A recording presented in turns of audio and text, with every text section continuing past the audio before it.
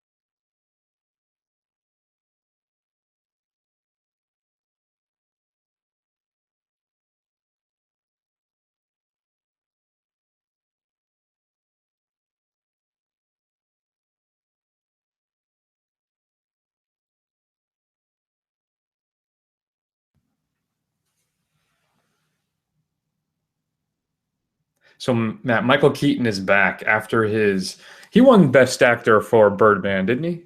He did, didn't he? He did.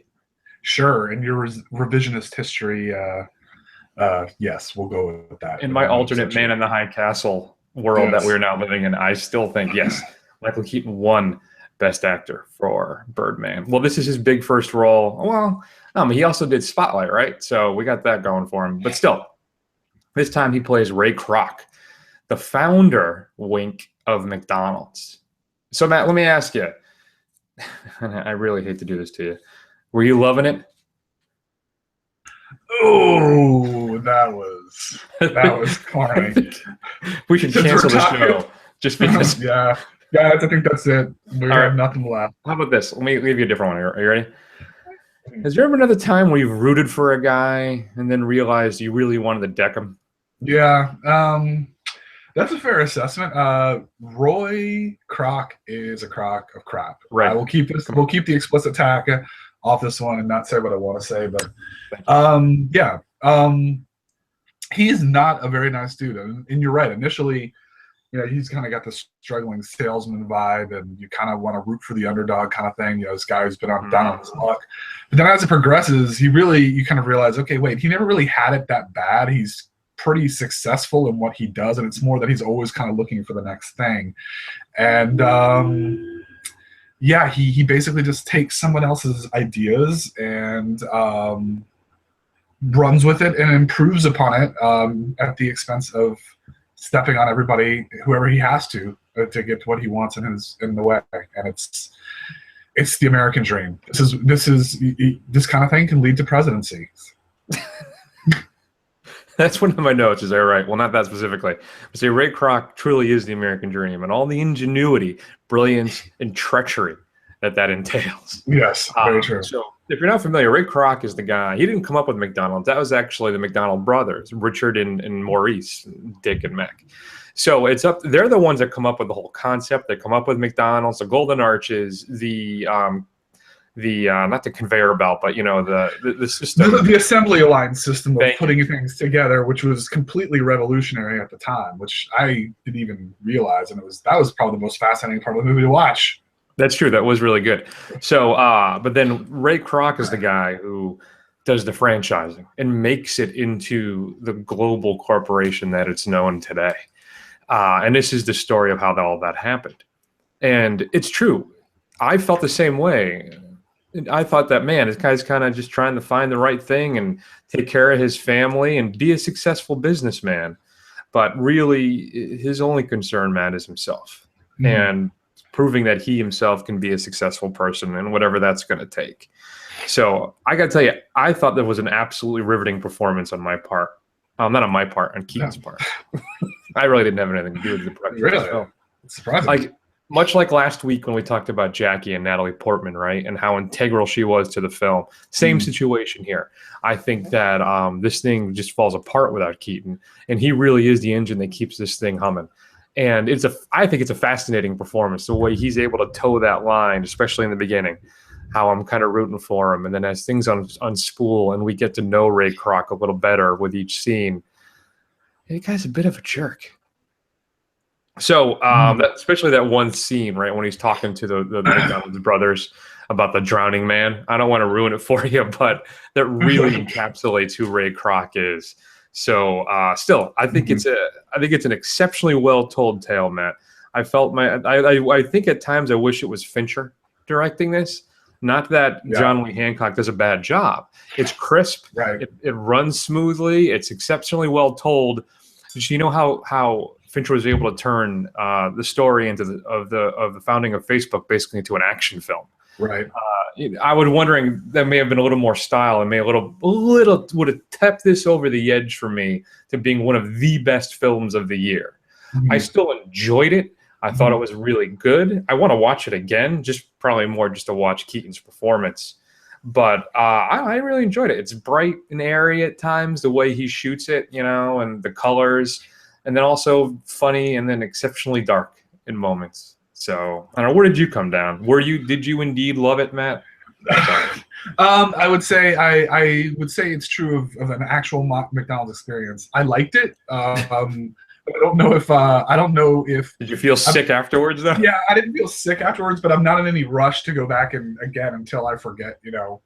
Hey, let's go have McDonald's one more time in 3 months. But yeah, I completely agree with you. I mean, Michael Keaton really makes this film. His performance is absolutely fantastic. He embodies this role. He kind of brings this whole, this guy you're kind of rooting for, like we said, and he morphs them and kind of reveals his true colors as you just kind of peel back the layers and just how much of an asshole he is. And, I don't want to ruin the story, but, he's, not great to his spouse. And then, the stuff that he does to her at the end is just completely cold and brutal. And then, basically takes, another man's wife, kind of all this stuff, almost kills the founders of McDonald's, all this stuff. I mean, it's just it's not like he sets up some bizarre murder plot. I'm trying to make it sound more exciting than it is. Okay. See, he's hiding behind the dumpster at McDonald's #1.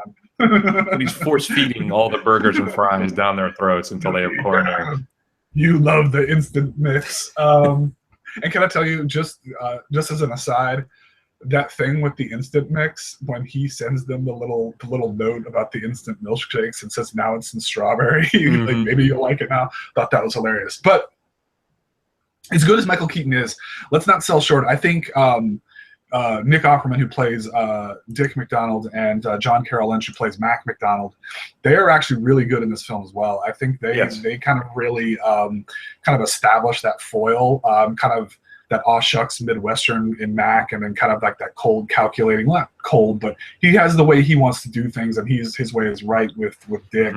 And it kind of it's the conflict between those two that really, I think, those two forces really make the film. I mean, kind of everybody else is kind of periphery. I mean, Linda Cardellini is fine, I guess, and Patrick, blanking on his last name. Wilson, BJ Novak. Wilson, yeah. BJ Novak. They're all fine, but they don't really fill that much of a role. I think really those three principles are really what sells the film. But as an overall story, other than the fact that I was kind of fascinated to learn A, how McDonald's was revolutionary in developing its cooking system, and then B, what he did to kind of take it to the next level, which is very clever.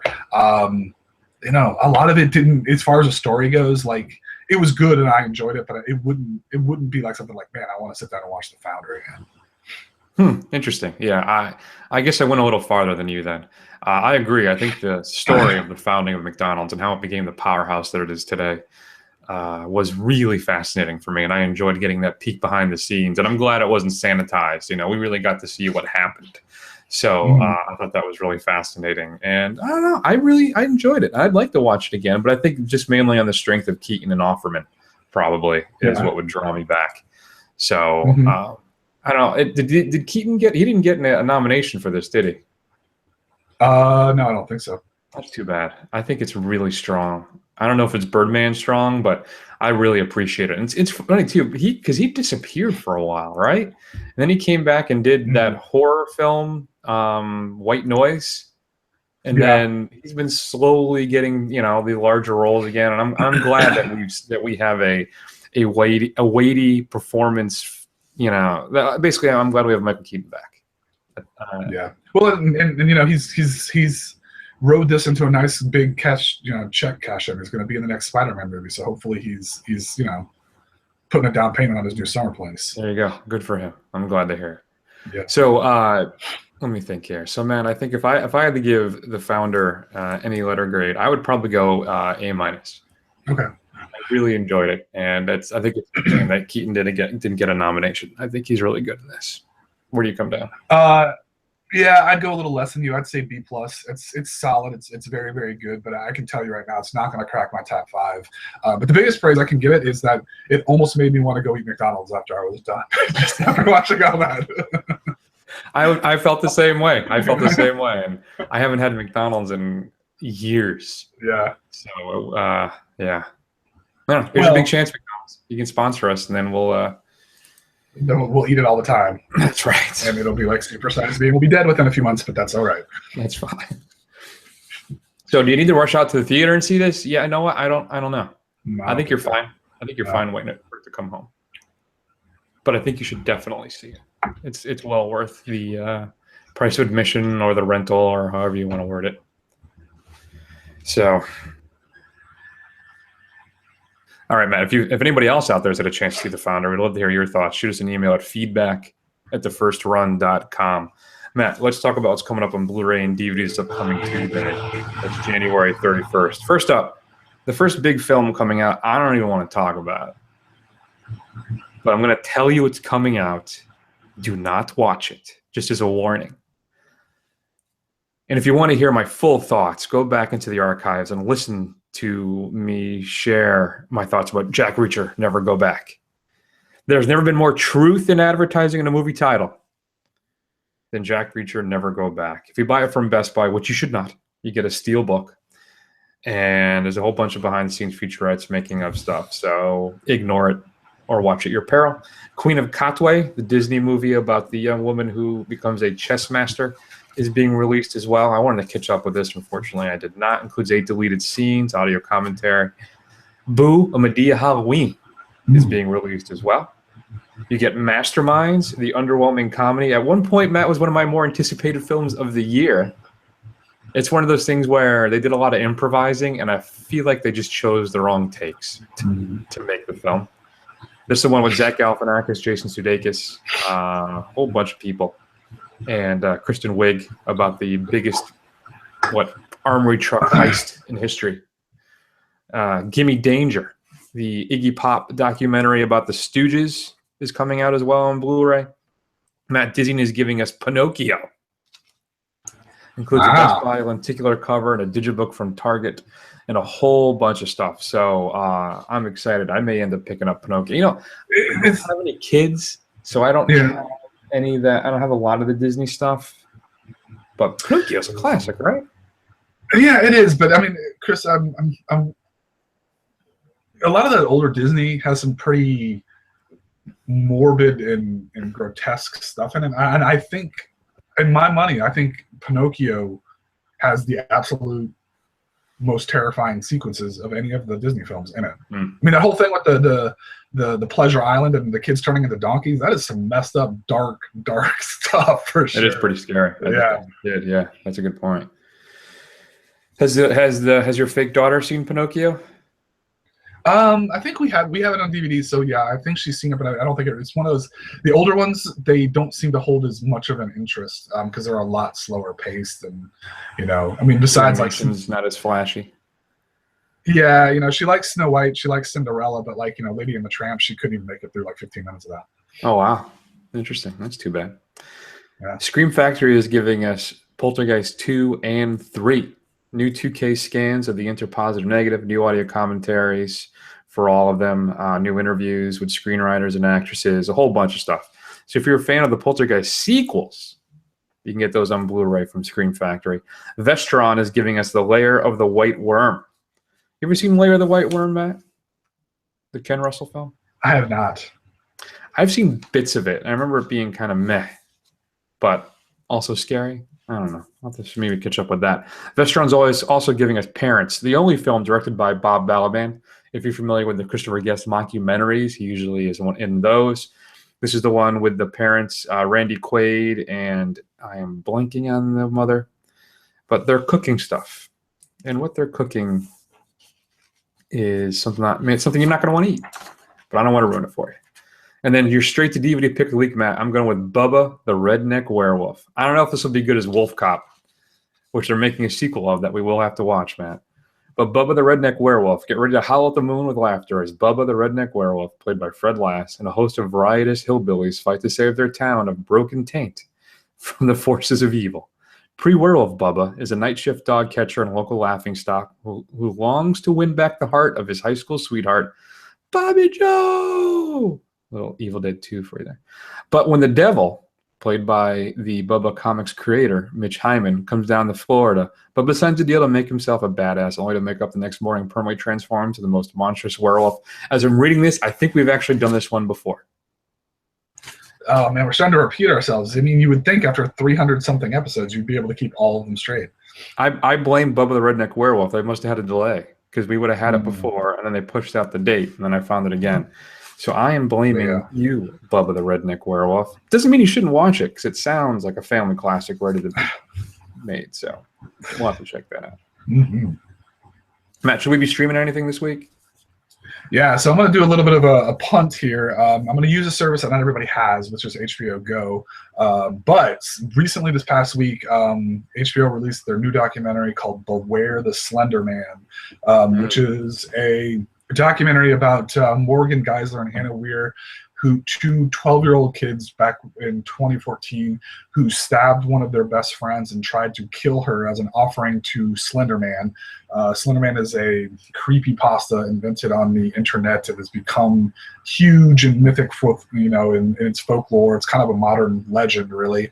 And really, it's all about, the crime, the kind of state of the girls that they were in, plus the entire concept of memes and creepypastas and how people can kind of believe this kind of stuff and how it ties into this is what our modern myth and legend looks like. It's actually really, really interesting. It's really unsettlingly creepy, and some of it, because of the footage. But just watching these girls talk about what they did is absolutely chilling. So you really should check it out if you have the opportunity. Yeah, I heard about that and I wanted to check that out. That sounds interesting. Thank you. All right, Matt, now normally we'd go on to the third segment, in which we talk about the second film. But we're going to talk about a Hush. Now, I would play you a clip from that film, but there's a little problem, is that there was really no dialogue in any of these trailers or clips I could find. And Matt, so why don't you explain to everybody why? What is Hush about? All right, so Hush is about a young woman who is an author who lives alone in the woods, and as a teenager, she lost her ability due to, I think, meningitis or something, her ability to speak, and she went completely deaf. So most of this has, for obvious reasons, very little dialogue or very little sound in it, especially when it's played from her point of view. And essentially, she's home alone in the dark, and a stranger comes out of the woods and tries to get into her house to kill her. And that is really the entire synopsis of this film. It's kind of like the deaf version of Don't Breathe, except not everyone is a horrible person in this movie. And there's no turkey basters. There's no turkey basters, exactly. So I don't know, Chris, what did you think as far as comparing this to something like Don't Breathe? Do you think that's a fair comparison, or is that something, is this more of its own thing? Oh, that's interesting. I hadn't thought about it in the vein of Don't Breathe, which I do think is a superior film to this. Mm. I enjoyed Hush, though. I'm not gonna. I'll tell you that. And I think the director Mike Flanagan has a nice little streak going. As you know, this year, Matt, he also did Ouija 2, Oh, he did. Origin of Evil, Okay. which is a film we both really enjoyed as well. He also did Before I Awake, which isn't quite as well received, and I have not seen that. But he did do Oculus, which is the movie about Okay. the possessed haunted mirror. Which conceptually, when I Which heard isn't about this, bad. I'm like, that's going to be ridiculous. But you watch it, yeah, and it's actually pretty good. So this is his third film this year, and I thought it was I enjoyed it. Listen, I think it's an efficient, slick, and sleek thriller. If you're looking for that whole stalker slasher picture, I think, and you've seen it 100 times, I think this is at the higher end of those groups. I think it's really well done, and it adds a new interesting wrinkle, which is the fact that our star is deaf and mute, and I think it really adds to the tension and the scares because she is a little more, what's the term I'm looking for? A little more vulnerable than most of the other victims are in these films because she does have a distinct disadvantage. She can't hear anything that's happening. Mhm. And then how about two? Is it John Gallagher, which I did not expect. When I saw his name, I was like, John Gallagher, really? From like Newsroom and 10 Cloverfield Lane? Yeah, indeed, that John Gallagher. There you go. He plays a key role in this film. I won't ruin it for you, though you do kind of see who he is a little early. But still, yeah, I don't know. I thought it was really well done, Matt, and I really enjoyed it. What did you think? Yeah, I agree with you. This is very slick. It's very competent, and it's really tight.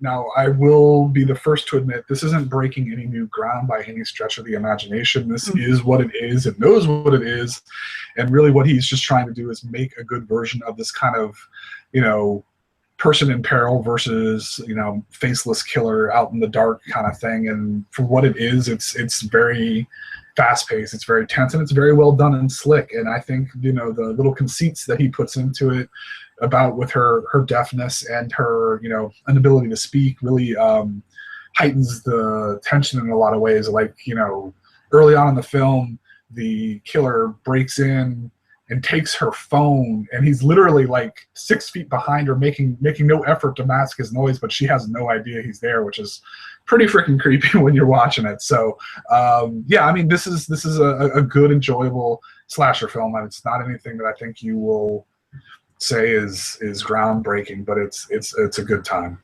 Yeah, I think Flanagan does a great job of telling this story, and I think he introduces some new concepts, Matt, to I think is generally a well-worn genre that we've seen hundreds and hundreds of times.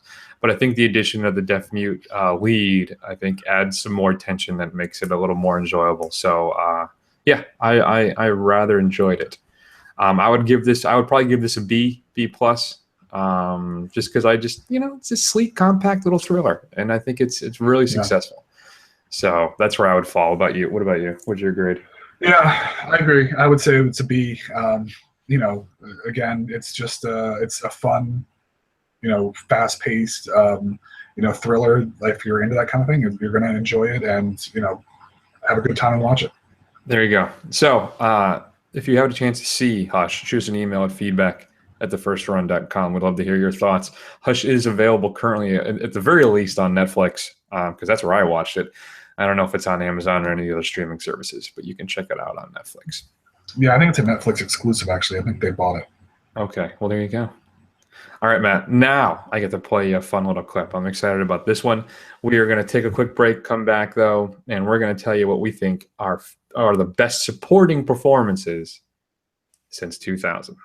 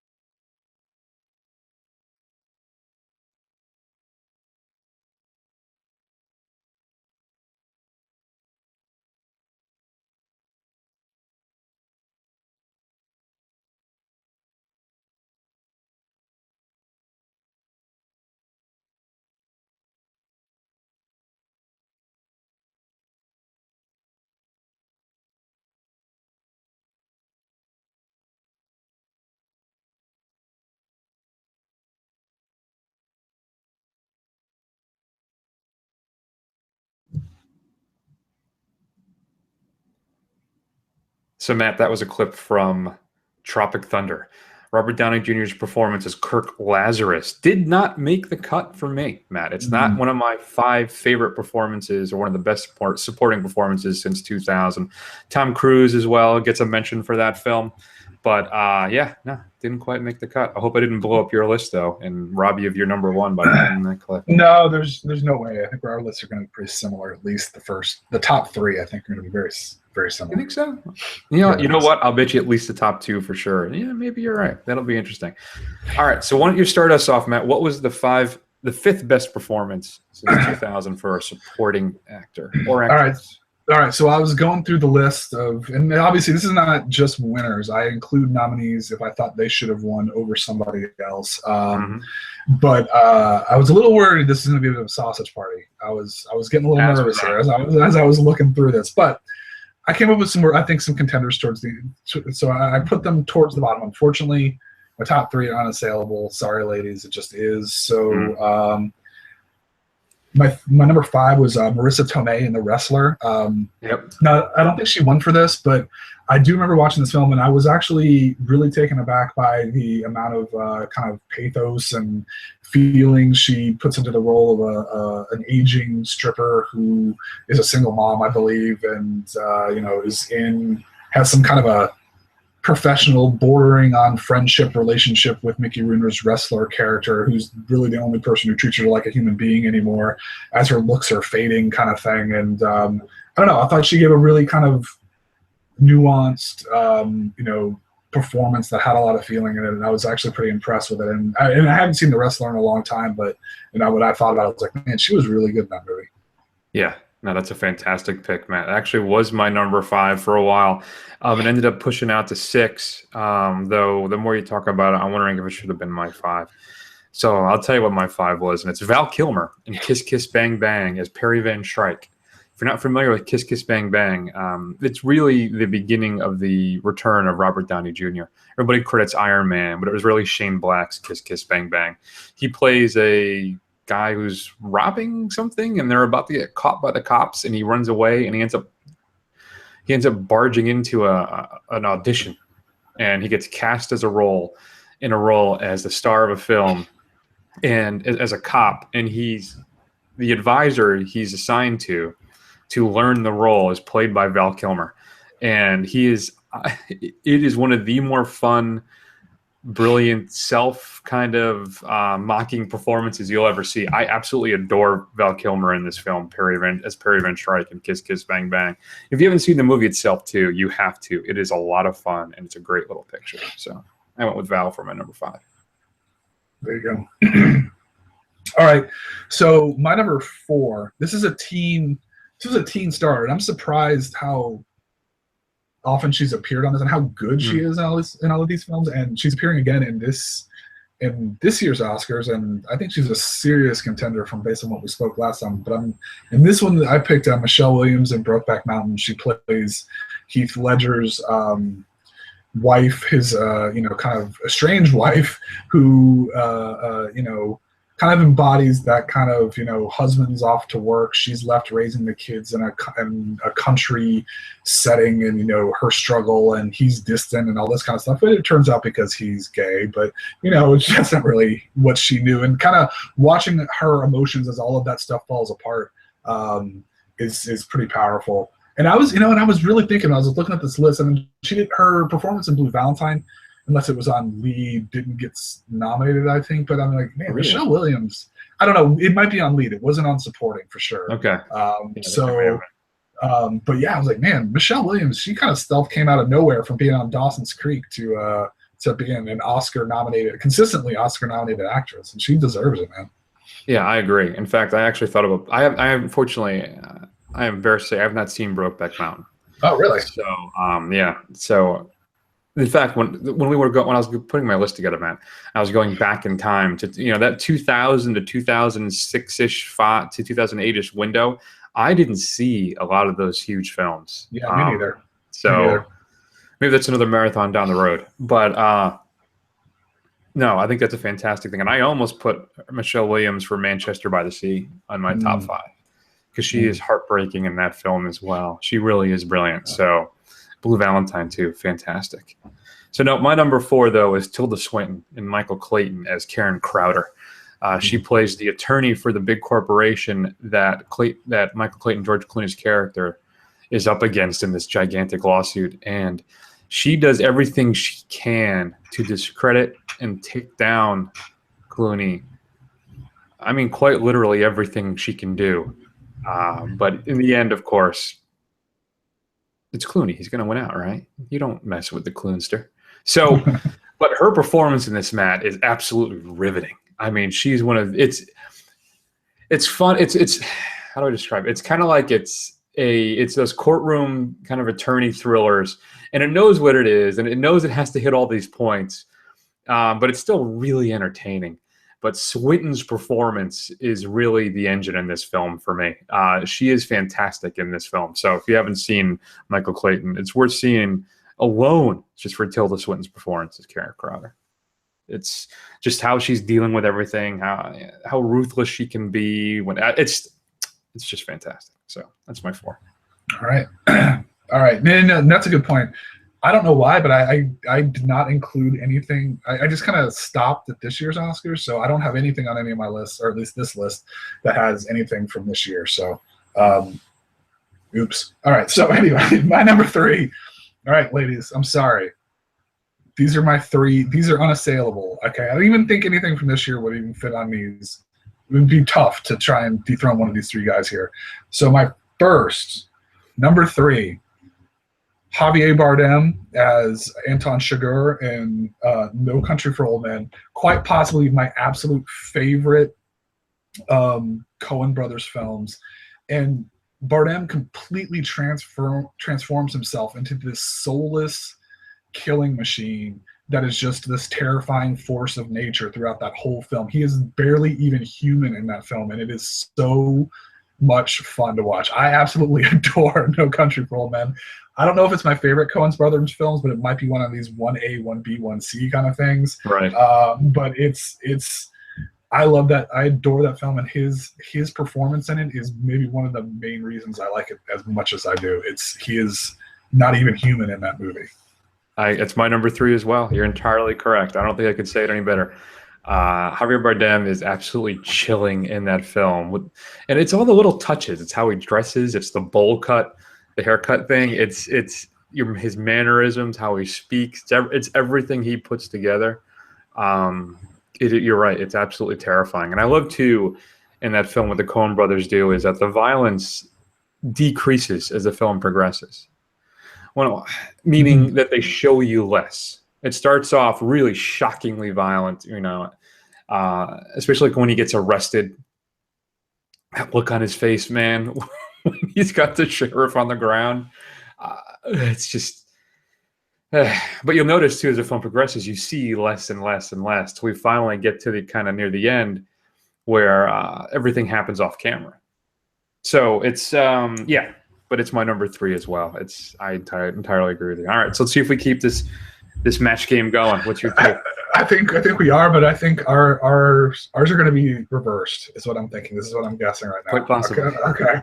So my number 2 is the posthumous Oscar for one of Chris's favorite films of all time that makes him gush like a little girl and think about Tiger Beat, is Heath Ledger as the Joker in The Dark Knight. Again, Ledger is completely unrecognizable as this kind of force of chaos, crazy Joker. I don't know. There's a debate amongst nerds who's the better Joker, Mark Hamill or Heath Ledger. I would argue Mark Hamill, but Heath Ledger's a close second, and he's absolutely, and just absolutely, you can tell, methoded the shit out of this role while he was playing it. All right, well, there's our explicit, Ted. I was thinking about letting it fly with the a-hole, but now we got locked in. Yeah, that's actually, Matt, that's my number 2 again. This is, we should have done memorial list and just X'd out these top 3. Because I know what your number 1 is. It's going to be my number 1 as well. Yes. We should, we'll have to definitely go through our honorable mentions, but yeah, we just should have excised those 3 people. But you're entirely right. It's for me, it's Heath Ledger's number 2 as well.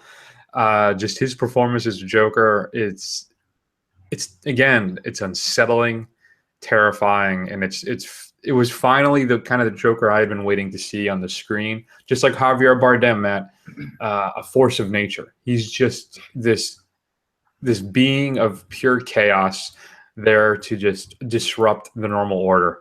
And his performance in that is absolutely riveting. And I love the fact that we get no backstory. We have no idea who he is or why he is.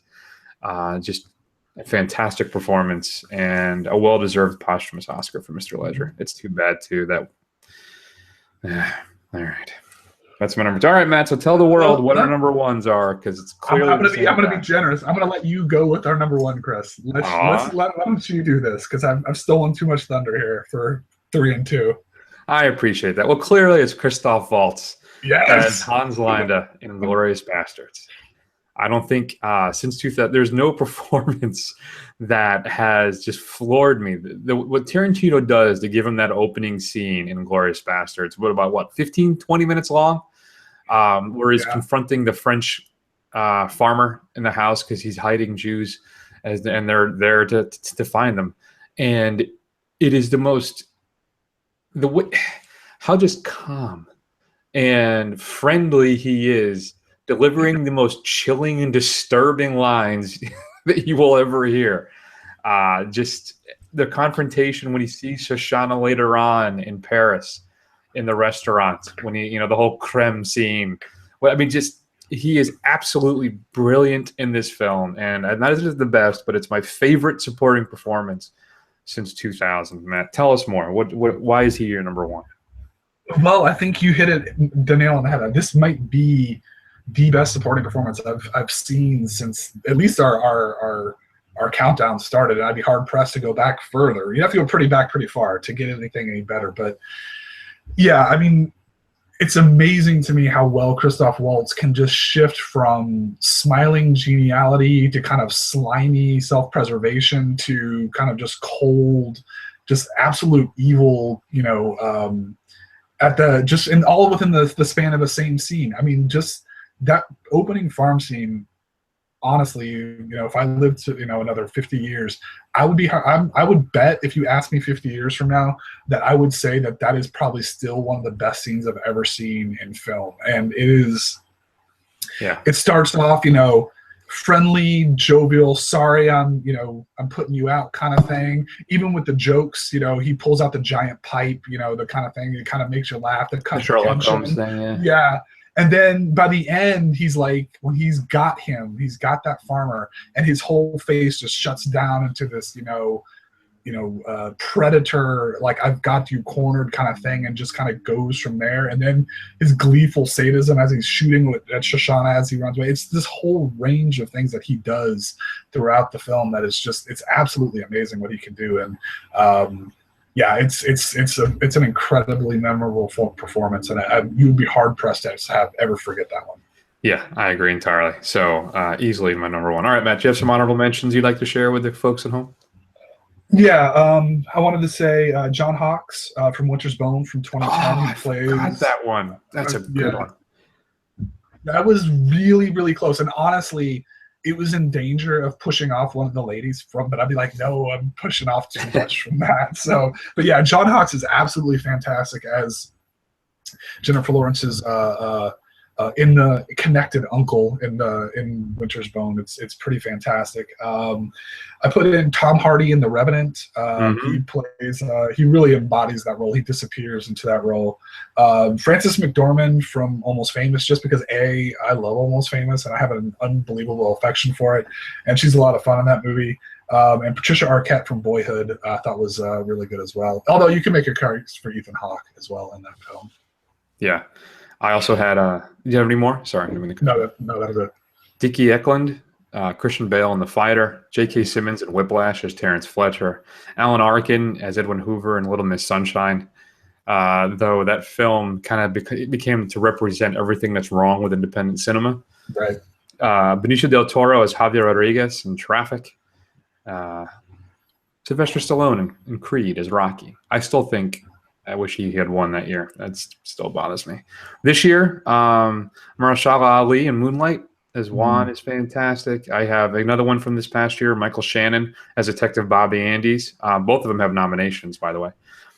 Alec Baldwin in The Cooler as Shelley Capel. Matt, have you ever seen The Cooler? I have not. William H. Macy. It's pretty good. Ben Kingsley in Sexy Beast as Don Logan. Chris Walken in Seven Psychopaths as Hans. Amy Adams in Junebug. Lupita Nyong'o, 12 Years a Slave. I mentioned Michelle Williams previously. Melissa McCarthy in Bridesmaids. Carey Mulligan in Shame. That is a one-timer for sure, that film, but really good. And then, of course, Jared Leto as Rayon in Dallas Buyers Club. So, and then, of course, Matt, an honorable mention to Sam Jackson as Nick Fury in the Marvel Cinematic Universe. Just for the sheer body of work. I see. Was he nominated for that role? No. This is what I think were the best supporting performances. Okay, gotcha. Just to keep churning those out day in, day out, and still make them entertaining every damn time. I got to give it to my man Sam. So, and I think too, I'd have to say, because it came out in 2000, right? Would be what I mentioned last week. My boy Christian Bale and Jeffrey Wright in Shaft. I think two fantastic supporting roles in a exceptionally subpar film. So, all right. Oh, I can't believe I forgot John Hawkes and Winter's Bone. I'm very upset about that. So, all right.